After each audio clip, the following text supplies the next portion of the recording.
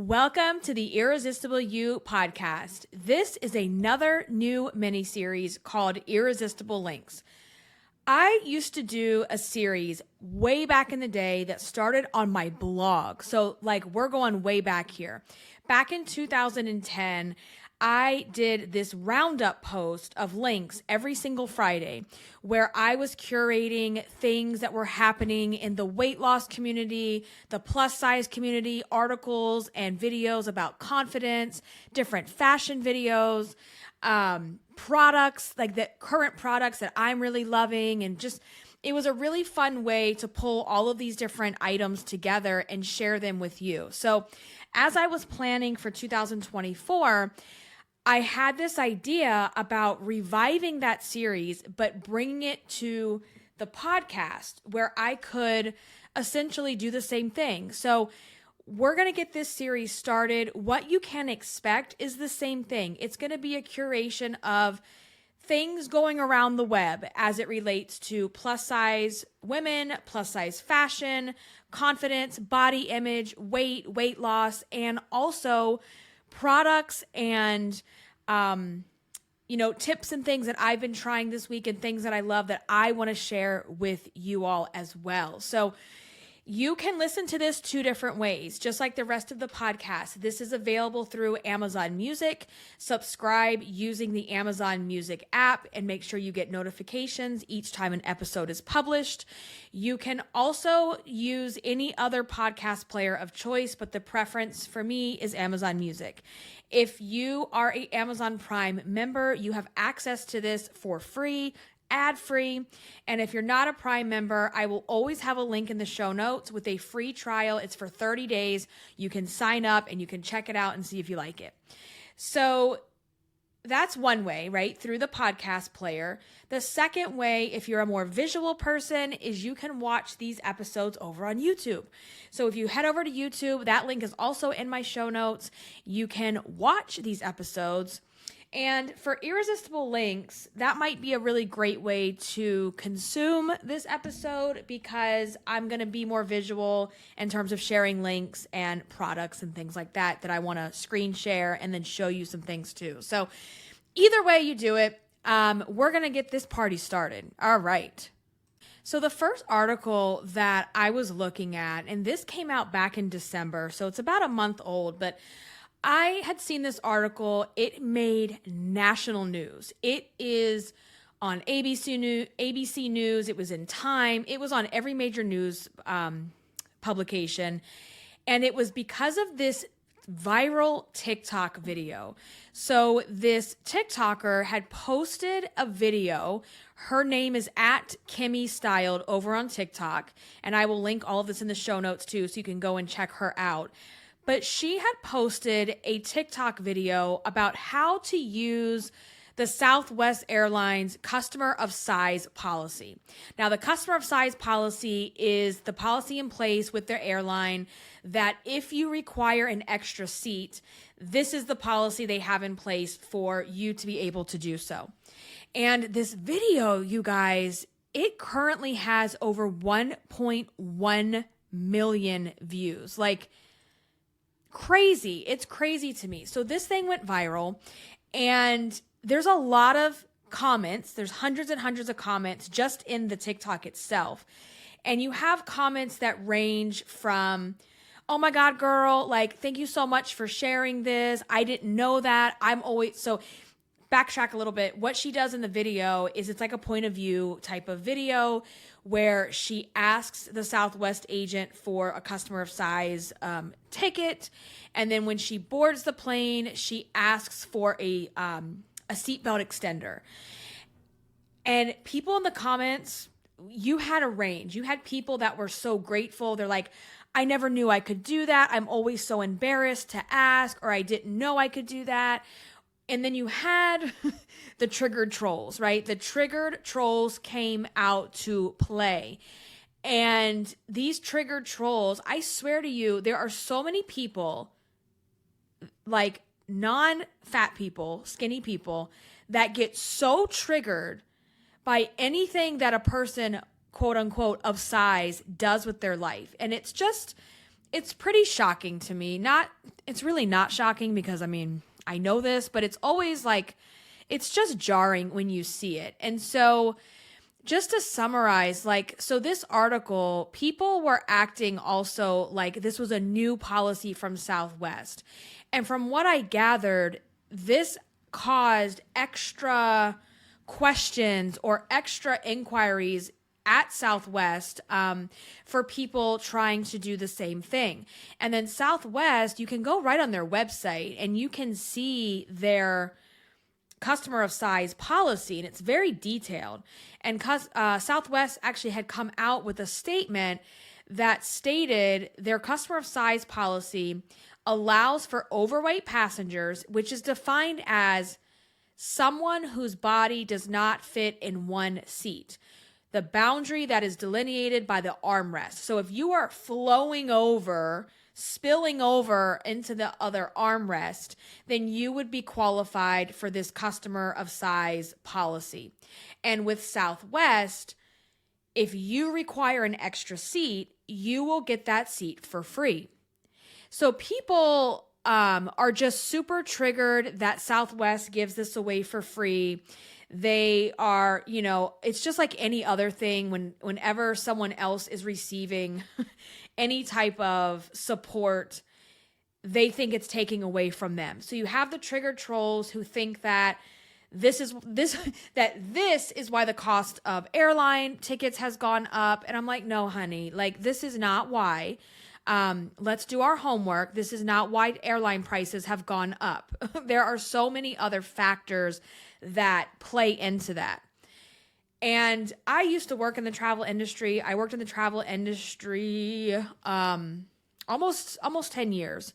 And I worked behind the scenes. I was a travel agent at one point, but then I worked behind the scenes for most of that time doing training and development. So travel always has a special place in my heart. It's my number one favorite hobby, pastime thing to do. And so I also understand a little bit about, travel policies and things like that too.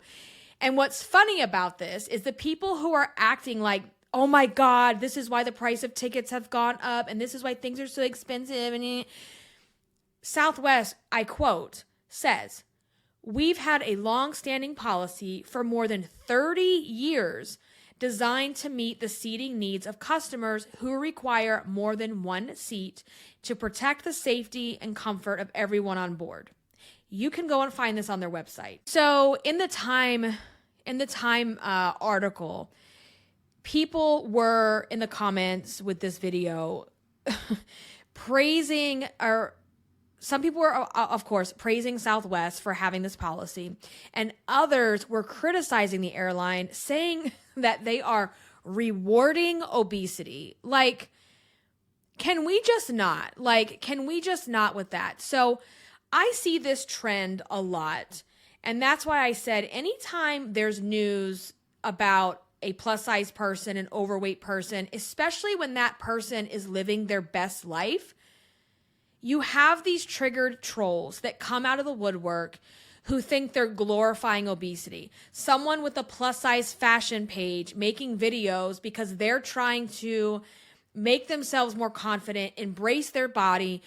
They are all of a sudden glorifying obesity. It's like people can't stand to see anyone who's not skinny living their best life. And that's just really sad. Like, I am not offended by this policy. I, of course, am plus size. I've been overweight my whole life. I've been bigger than I am now. I've been smaller than I am now.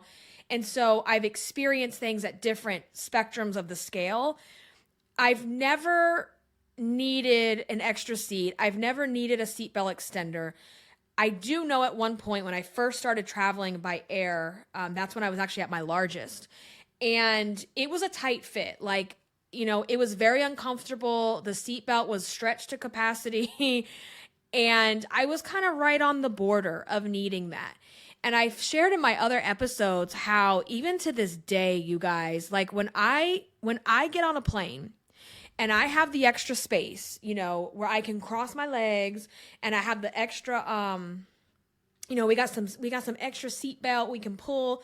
like your girl is still proud of that, because there was a time where that was not the case. And so, that's a really good feeling. Do I think that, because there's also this argument, there's the argument that the airlines should accommodate obese people by widening the seats, making the planes larger, making the seats larger. I don't know that I agree with that. And, obviously speaking of from someone with a little bit of experience, like, I don't know that I agree with that. Do I think some of the seats could be a little bit bigger? Yeah. And not just for like ass width, but like they're small. And the one thing I don't like about flying is I don't like someone being all up in my personal space. And whether you're large or not, I mean, you're in this thing on top of people. And when I can afford it, I will pay extra for business class, first class, whatever. Like if I can afford it, I'm going to pay for it, because having that convenience, that space, that peace is worth it to me. And most of the airlines, they do have a policy for this, right? Not every airline is going to give you a free ticket, like Southwest. But I think it's great that they have things in place. I think you also have a responsibility to, number one, stand up for yourself. Number two, be confident in the body that you're in today, even if you don't love it, and be able to speak up for yourself and do the things that you want to do. Like being plus size should not stop you from traveling. And I know that it stops so many people. Like when we think about weight, it's not just like, oh, it's holding me back from doing, wearing certain clothes. Like it's holding people back from living their best life. And not so much because they can't, it's because they're afraid to do that. They're afraid of, what if someone says something? What if someone comes up to me, a steward, and asks me like, do you need a seatbelt extender? Or, yeah, we actually think that you need an extra seat because your ass is too big. Like, does that fear go through my head? Yeah. Is it irrational? Yes and no. Because I've been on the border of that before. And also I've been in situations where workers take it upon themselves to judge my size and tell me what I need to do. I think it's more about people doing their research ahead of time to prepare themselves. And I think that's what the intent was behind this TikTok, was like, listen, I'm a large woman, I travel, and this is how I do it. And let me share that with you so that you can also go and do the same thing, right? I think that's where it's really coming from. So all of that, like,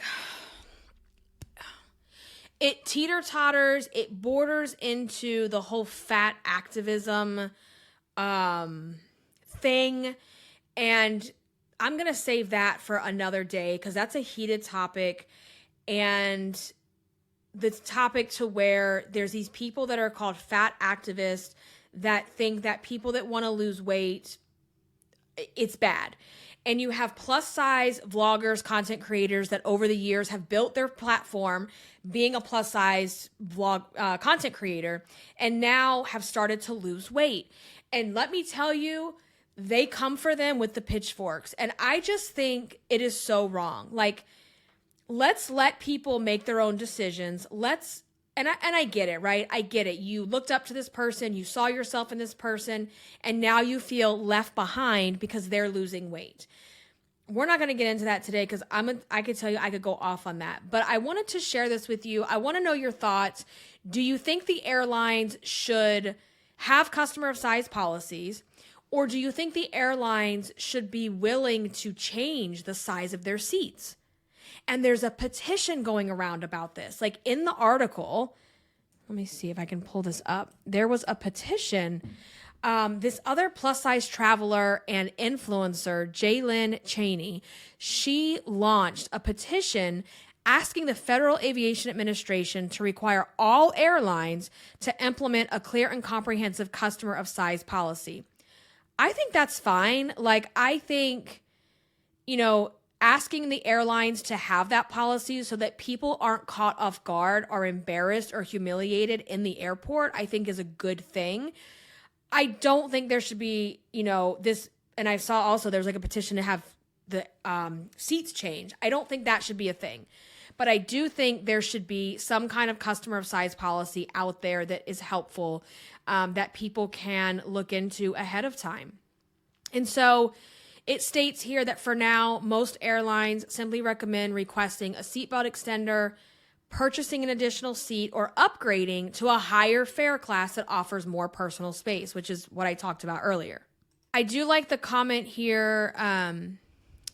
Tigris Osborne, executive director of the National Association to Advance Fat Acceptance, stated that fat people deserve to travel for pleasure just like everyone else, and we also need to remember that air travel is for work, family obligations, and for other responsibilities. Our taxes help support this industry, and we deserve to be accommodated safely and comfortably with access to accessible seating at all price levels. Yeah, I agree with that. I think absolutely. And if you go on the time.com article, which I will link, there are snippets of some of the major airlines and their customer of size policies. Like this one here for Alaska Airlines, it states the width between Alaska Airlines armrests is 17 inches for economy and 21 inches for first class. So you see that jump in first class or business class, it's a big difference there in the inches. So, if you are someone who fits the customer of size policy that would probably need a separate seat, look into that. The best thing I could say to you is, we can't sit here and make all the airlines change. We can't sit here and change, regulations put in place by the FAA. What we can do is what we can do personally, and that is to equip yourself with knowledge, work on your own personal self-talk. You got to work on the inner fat bitch talk to figure out what is it that you're telling yourself. And then educate yourself and figure out what airlines, it sounds like Southwest is a great accommodating airline. And I like Southwest. I really do. So you have to do your own research here. So we also have this other article that I found. Okay, so who remembers, who doesn't? It's more like, who doesn't remember this? Who doesn't remember Titanic? The movie, the Leonardo DiCaprio, Kate Winslet, Titanic, right? That was one of my favorite movies as a teenager. I remember it came out when I was in high school, and y'all, I had the tape. I had the VHS. I had the VHS. And it wasn't one tape. It was it's such a long movie that it came in a two tape thing. It was crazy. And I even saw it in the theater, with a bunch of my friends. I loved that movie. And so this, and obviously Leo and Kate have gone on to be amazing actors, and rightfully so. They're really good at their craft. They're really good at what they do. They've been in so many things since Titanic. But there's this article on Yahoo that Kate Winslet said that she was told to settle for the fat girl roles early in her career. Can you not? I can't even. So it says here that in her early days in Hollywood, she faced some serious negativity about her body when auditioning for roles. And she was told the upper echelon of Hollywood advised her to stick to the fat girl roles, and they even went as far as to refer to her by the nickname Blubber. Have you seen her? Whether you see her nowadays or you see her back in Titanic, these people are tripping. But it made me think back to, the Titanic came out in the 90s. We were at the height of the toxic 90s millennial diet culture, heroin chic, all of that bullshit that was going around. And people of my generation, my older millennials here, no wonder we had the body image issues and the eating disorders that we had, because, and I have said this from the very beginning of Irresistible You back in my blogging days, that we were spoon-fed this content because you got to remember, it's hard to remember this, that there was no social media. There was no TikTokers or Instagrammers or influencers or people that looked like you online or in the media. There was no online. There was the TV and there was the radio. And what came on the TV and the radio was dictated by the mainstream media. They don't have that. I mean, yes, they do control a lot of narratives to this day, but they don't have the same control that they did back then, pre-internet days, because these upper echelon of Hollywood, they got to decide what was beautiful. They got to decide what's fat, what's skinny, what's hot, what's not. Like, remember, you see at 17 magazine. And I just remember always feeling not good enough. Like, I would thumb through these pages of 17 and I could not see myself in these skinny, blonde, straight-haired, like women, girls. It just always felt like I wasn't good enough. I didn't look like this. I never saw anyone that looked like me represented in any type of media. And then you had MTV, you had your TV shows, and even remember her name, Boy Meets World, Topanga. Do you remember the episode where they were calling her fat and that she needed to lose weight? Her, DJ Tanner from Full House was considered fat. And she had the episode where she wasn't eating because everybody was calling her fat and overweight. And it's like, no wonder these thoughts and these beliefs got put into our heads at such a young age, right? At such a young age, this was like embedded into us. So of course they said Kate Winslet was fat and they called her blubber. And I mean, it's mind-blowing that we lived in that day and time where you see around now, like, I forget where I was driving by. It's a dress shop, like a formal dress shop, and they have plus size mannequins. And that matters. That matters a lot, to see people of different sizes. When you can see yourself represented, it changes the game. It really, really does. It's such a big deal. Kate said in this article, and you can go and read the article, there's a video too with her talking about this. When I was younger, my agent would get calls saying, "How's her weight?" I kid you not. So it's heartwarming that this has started to change. Yeah, I think there has been some changes in the industry, but let's talk about performative change. I think there's a lot of performative change out there, and this goes across the spectrum, not just in body sizes, but there's a lot of performative bullshit with race, where people act like they are inclusive and they do it for the dollar. They do it to be performative. We see it in race. We see it during Pride Month. We see it, like, there's just a lot of that goes on. And I've even seen where some brands that had come out with plus size lines and were finally, being inclusive and whatnot. And now they're pulling their plus sizes from the stores. So, these companies, you have to remember, they're in it for one reason. They're not in it for your well-being. They are in it to win it, to get the dollar at the end of the day. And they jumped on the bandwagon when they realized, oh shit, there's this like whole group of women that we have forgotten about that want to be sexy, that want to be beautiful, that want to dress trendy. Oh, you know what? Maybe we should make clothes in their sizes. Maybe we should like have things besides some matte, like big polyester flower shirt that someone's grandma would wear. Like the plus size clothes of the 90s and the early 2000s that I remember, they were hideous. And you felt like an outsider. You felt like an outcast because if you didn't fit in the standard sizes, you were screwed. There was no internet to go shopping on. There was no websites. There was this little tiny section, maybe, in the store. Some stores didn't even have a plus size section. Or you went to the plus size store, the woman section. Like, you got to walk upstairs at Macy's to the women's section, the woman. Like, it's all so fucking degrading. Like, singling you out because of your size in a store, like, it's all so degrading.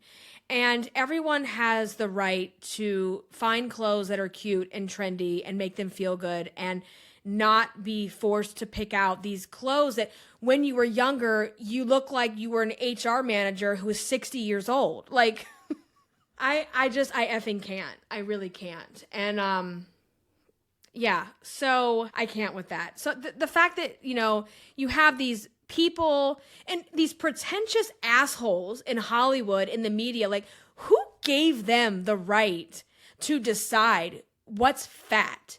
Like, who gave them that right? And how dare you say that to women who aren't even plus size? Don't even say that to women that are plus size. You don't say that to women, period, right? Like, it's just... It's really sad. And in the wrap up of this article, Kate is quoted saying, "My daughter's generation has the ability to speak for themselves. They have already learned that they will be heard." Yes, girl. Obviously not in every situation, but they know how to use their voice, especially young women. That's striking to me. When I was younger, you spoke when spoken to, and that is not the case now. Young women are stronger, and they're prouder of their bodies. I like what she said here, but I think she's wrong by saying young women are stronger, and she's not giving herself enough credit here. Because, yes, this younger generation that's been raised under millennial women, in some Gen X women, like Gen X and millennials, yes, I do think they're a stronger group of women. I think they don't take as much bullshit. I think they put their foot down. I think they stand up for themselves more. I think they stand up for others more. But that is to our own credit, because our generation decided we're not doing this anymore, and we're going to raise kids that question authority. We're going to raise kids who don't just take what they're told at face value. We're not going to stand up for that shit. So I think when she says young women are stronger, she needs to also give herself credit that she helped to pave that path for her own daughter. And I hope to be able to do that for my own kids, so that they aren't afraid to stand up for themselves, and they don't, and there's this respect for authority, but also, I'm going to question you because I actually think you're wrong. And for me, I have no problem doing that myself. Like, I will always push back. I will always question authority. I will not take things at face value. And I hope that my kids will do the same. So just crazy. So that was that one. In other news on Irresistible Links today, I'm going to open this other article that came across my desk. And this is another one that came from Instagram as an influencer. And the headline says, "I'm plus size and wear my thong on top of my clothes like Julia Fox. I think it's sexy, but I've caused quite a debate." So there is this curvy model who was modeling for Fashion Nova Curve. I will link everything below so you can go and check out her post. And she's beautiful, and she's wearing a pair of pantyhose, and on top of the pantyhose is a red lacy thong. And when I first saw it, I was like, oh, that's interesting, like, to wear it on the outside, but like, that's cool. She's beautiful, like, just stunning. And I was like, well, who is this Fox person? I have no idea who Julia Fox is. I've never heard of her in my life. Like, who is that? Like, why is she being compared to this person? So I had to Google her. I don't know who this girl is. And apparently she's an actress, filmmaker who has been in the limelight because she was spotted on dates with Kanye West following his split with Kim. So I'm like, okay, I didn't know who she was. Now I know. And so there's this picture of her, and she's wearing, it looks like a pair of like those back in the 1800s the bloomers that women would wear under their like pioneer dress. It looks like she's wearing a pair of those bloomers with a matching thong that looks like the same material, and it's over the pants. So it's not the same. I'm sorry, it's not the same vibe. Like she's not wearing the thong over another undergarment, if you will. Okay. This Julia Fox chick, quite frankly, you know, when I see her outfit, I'm sorry, but not sorry. It looks pretty stupid because she's not wearing this to model lingerie. She's wearing this out in the street. And I think it's just an ugly outfit as it is. It's not cute. I'm not into it. I don't like it. I think it's tacky. I think it's ugly. And the reason I'm bringing this up is because in the articles about this Fox lady, it says Julia Fox wore a thong over her pants, and not gonna lie, she kind of slayed. And it's just like, you know, everyone is praising this look. There's apparently like other celebrities now that are wearing the thong over the pants. It looks stupid, okay? I'm just going to be very honest with you. It looks freaking stupid. But what kills me about this is that Fashion Nova Curve model, I'm sorry, I have to look up her name. I don't know her name. We have the opposite reaction from the media, which goes right back to what I was talking about in the earlier segment about, you know, there's a double standard. There's a double standard when you're plus size and curvy versus when you're traditionally thin. And so people want to make a big to-do out of the woman who's wearing 2 undergarments in an advertisement that is for the red thong. Like she is showing off the red thong in an ad. This other woman is walking up and down the street with her ugly ass whale tail, and it is not a vibe, honey. Okay. We're not here for this. And so it kills me because the way the media portrays women is just, it's really sad. If this person in Fashion Nova, okay, was traditionally skinny, everybody would be talking about how hot she is. Oh my God, it's so sexy. I love it. Yada, yada, yada, yada, go off, okay? That is not what people are doing. And so this double standard, I just want to bring it to light because I have experienced this shit my entire life. It's nothing new. We've seen it for years. We see it all the time. And it's not right. It's not fair. And, you know, I think also you're comparing things that, you know, one is for a lingerie ad. One is like, you decided to go out in the street looking like this. It looks stupid. You look stupid, okay? And we're seeing a lot more of that. Like I was looking through this, and if, you know, for those of us that survived the early 2000s, can we not bring back the thong hanging out of the pants? So we didn't have our thong over our pants. We were wearing our thong with our low-rise pants. Well, some of us were. I didn't get to participate in that trend because I was fat. But that was a thing, right? Back in the early 2000s, the low-rise jeans with the thong hanging out. Like, it was stupid then and it's stupid now. But back then I was a hater. Like I wanted to have that trend. That was when I was the early 2000s, like 2000, 2001, 02. I was at my largest than my pregnancies, largest of all time. And so a lot of those trends, again, we're going back to 90s millennial toxic diet culture and heroin chic days. I didn't get to participate in some of these trends because, again, they didn't make your size. And if they didn't make your size, they, who get to dictate everything, right? You didn't get to wear it. You didn't get to wear it. Straight, period. Because, like, you know, we all know that Lane Bryant wasn't selling low-rise jeans. Lane Bryant wasn't selling the crop tops. I wasn't about to wear that shit back then. Like, even if they did sell it. So, yeah, that's just, it's crazy to me. But I've been seeing that this thong trend has been coming back. So we're pulling our thongs out of our pants again, but we're also now going to put our thong over our pants. Like, girl, do you, but I'm not on board with that. I can't with that. That is not it.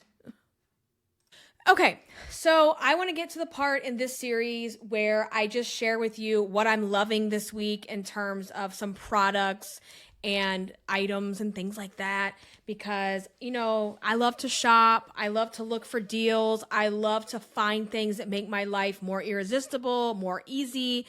And I'm one of those people that from the time I was younger, everyone always asks me, where did you get that? Where did you find that? Blah, blah, blah. And so I love to share. I don't want to gatekeep. We don't gatekeep around here. We share. And I want to share some things with you. So this week, some things I want to share with you. And this is the part where if you're on YouTube, this is probably where you want to watch the episode because it's going to be a lot easier to visualize what I'm doing. But this phone case, all right, so for Christmas, can you see? I'm putting this up on the screen. For Christmas, my husband got me the new Samsung S23 Ultra. You guys, this phone is a badass. Like, look at these cameras. Like, there are 5 lenses on the back, the selfie camera on the front. It takes amazing, like my picture game is gone up. And so I'm loving my phone. I really do like this. I've always had a Samsung.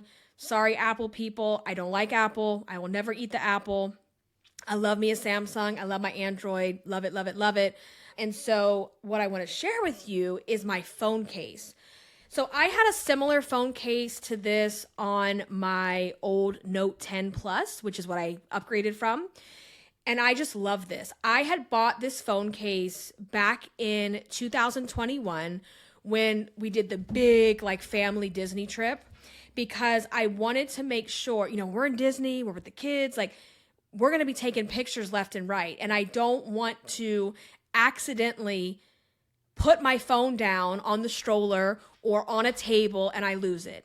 Or I don't want to be walking down Main Street and, my phone breaks on the ground and it cracks. Problem.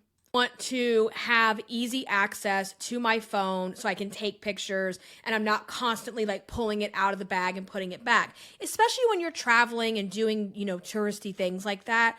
So that's when I originally had bought the purse or the phone case. I guess you could call it either one. And what I love about it, the other one I had was black, but it's the same thing. So I love the quilted pattern here. It elevates the look. It makes it look luxurious, I feel like. But what I love about it is when you unzip this, let me hide my cards. I don't want you guys to see my credit cards, okay? You don't need my debit card number. When you open this up, you have a wallet. So it has 2 sides where you can stick cards in. You can tuck them behind here. I keep my ID tucked behind right here. You can fit a little bit of cash in there if you carry cash. So what I love about it is that I have my phone and I have my money all in one thing so that especially when I'm out and about shopping and I'm just running in the stores, especially when the kids aren't with me, I don't even bring a real purse anymore. I just carry my phone. And here's what I love is that it turns into a crossbody. So this guy comes with the wrist. You make a little wristlet, but it also has this strap, which I'm putting on right now. So if you're watching, you can see what this looks like. But you strap these guys on. They just clip right on. There's little clips here. Okay, do you see that? And now my phone is a crossbody. And I don't lose it. It doesn't fall. It doesn't crack. And I have it with me if I'm, especially when I'm out with the kids, I have my backpack that I bring with me that has all the goodies, the diabetes, phones and stuff, the Dexcom. And then I have this around the front so I can quickly snap videos or pictures of the kids or, check stuff on my phone, which is really, really convenient. So I just love this thing. My black one, I loved it so much. I went through 2 of them. I used the first one so much that I wore it out. The zipper broke and everything. So when I went to Disney last year, I bought a new one. And then when I got the S23, I obviously needed a new size because it doesn't fit. And so this is, again, she's so pretty. I have the rose gold color, pink, but it comes in black. It comes in white. I really like the white, but it would just get too dirty for me. So I'm going to link that to my Amazon store down in the show notes. And if you don't have an S23, I'm going to link to it, but you can just go on Amazon and Google like the name of your phone and like, crossbody purse or whatever. So it's the middle of January and we have started decorating. Well, actually I'm done decorating for Valentine's Day. I finally got my Christmas stuff taken down. Sad face. We did that last weekend. I still have a box that I'm looking at you. Looking at this box on my floor that I had to go get another box because I bought more decorations this year. But I just need to tuck that over there in the attic and we'll be done with Christmas. But I started decorating for Valentine's this week and I was like thinking I had more. Like I don't go as crazy for Valentine's Day. Nothing's as crazy as Christmas. I mean, every room of the house is decorated, right? But for Valentine's Day, I thought I had more stuff and I really didn't. So when I was out yesterday, I was at Walmart. You guys on my video, you see my little buddy here? Look at him. He's so cute. This is my hot pink gummy bear, except here, listen. You hear that? He's fuzzy. So he's like a fuzzy hot pink gummy bear. He's holding a light pink heart. Found him at Walmart. They have it in red and white also. And so I brought him up here to show you guys because I think it's so cute. So I put it downstairs. I have the 3 floating shelves on each side of the TV. And so I put him out. And then I went with the kids to Hobby Lobby.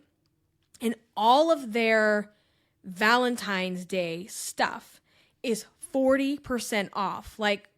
So if you need something, if you want some decorations, run, do not walk, because a good chunk of the Valentine's Day stuff is gone. Like I also went to Home Goods yesterday because I remember when I was Christmas shopping and they had so much Valentine's and I was like, I can't even mentally go there right now because we're trying to get through this holiday. And so I went back because I wanted to see what else they had, get a couple things. Home Goods by me, nothing. They had some pillows. They had some cat toys. They had some dishes and like random stuff that was like broken and that nobody wanted.